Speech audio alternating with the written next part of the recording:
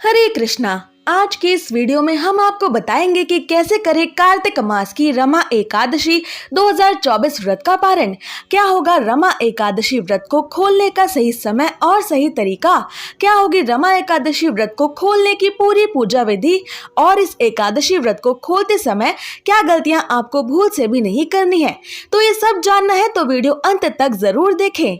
एकादशी का व्रत रखकर भगवान श्री हरि विष्णु की पूजा की जाती है, लेकिन कार्तिक मास के एकादशी व्रत को करने से भगवान विष्णु के साथ साथ श्री राधा रानी की भी कृपा प्राप्त होती है, क्योंकि कार्तिक मास राधा रानी का ही प्रिय महीना है। इस एकादशी में भगवान विष्णु की पूजा करने से समस्त देवी देवताओं समेत नाग, किन्नर और पितरों की भी पूजा हो जाती है। कार्तिक मास की रमा एकादशी का व्रत रखने से व्यक्ति को महालक्ष्मी की विशेष कृपा मिलती है, क्योंकि रमा महालक्ष्मी का ही नाम है।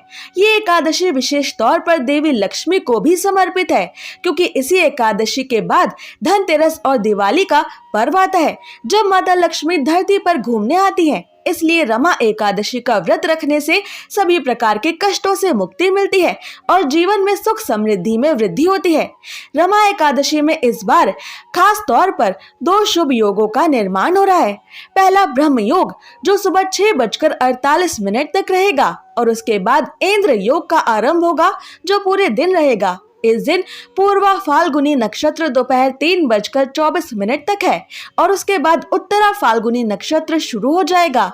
आइए अब जानते हैं रमा एकादशी व्रत को खोलने का सही समय। रमा एकादशी पर द्वादशी की तिथि प्रारंभ हो रही है 28 अक्टूबर 2024 सोमवार को सुबह 7:52 से, और ये द्वादशी तिथि समाप्त होगी 29 अक्टूबर 2024 मंगलवार को सुबह 10:32 तक। रमा एकादशी के दिन हरिवासर का समय समाप्त होगा 28 अक्टूबर 2024 सोमवार को दोपहर 1 बजे तक। इस हरिवासर के समय में एकादशी का व्रत बिल्कुल नहीं खोलना चाहिए। 29 अक्टूबर 2024 मंगलवार को द्वादशी के दिन सूर्योदय सुबह 6:34 पर होगा। सूर्यास्त शाम 5:24 पर होगा। ब्रह्म मुहूर्त सुबह 4:58 से सुबह 5:46 तक रहेगा। अमृत काल सुबह 10:25 से दोपहर 12:13 तक रहेगा। अभिजीत मुहूर्त सुबह 11:48 से दोपहर 12:32 तक रहने वाला है, और राहु काल दोपहर 3 बजे से शाम 4:30 बजे तक रहेगा। इस अशुभ राहु काल में भी कभी एकादशी का व्रत नहीं खोलना चाहिए।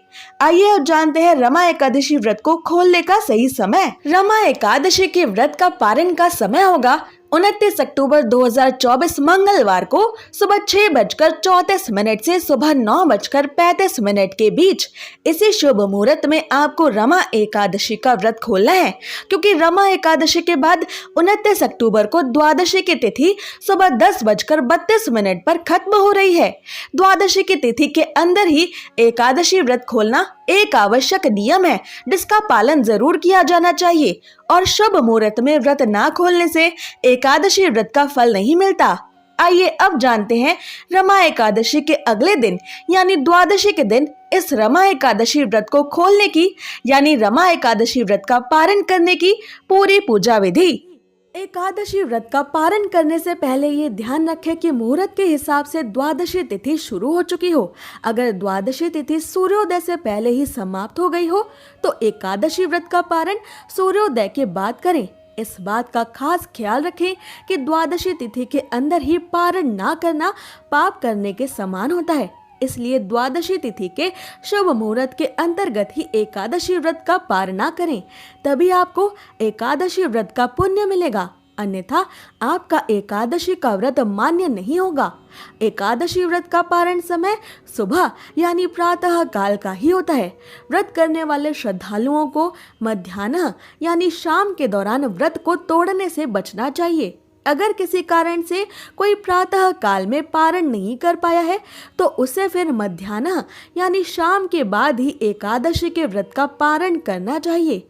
एकादशी के अगले दिन सुबह जल्दी उठकर पहले स्नान करके तुलसी देवी को जल अर्पित करें, क्योंकि गर्मी के समय में पूरे दिन बिना जल के रहने से तुलसी देवी सूख सकती हैं, और एकादशी की 2 तिथियों पर तुलसी देवी को जल नहीं दिया जाता। इसलिए द्वादशी की तिथि पर सबसे पहले तुलसी देवी को जल देना आवश्यक है। फिर तुलसी महारानी को फूल चढ़ाएं और उनकी आरती करें।